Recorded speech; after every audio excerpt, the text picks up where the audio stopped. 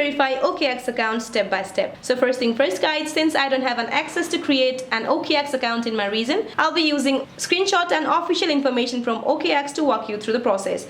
Now to verify your account in the OKX app, open the OKX app on your device, then tap login and then use your credentials, then sign into your account. Now once signed in, tap the menu icon, 9-dot icon in the top left corner of your screen, then go to your profile or user center and then tap on identity verification under account settings.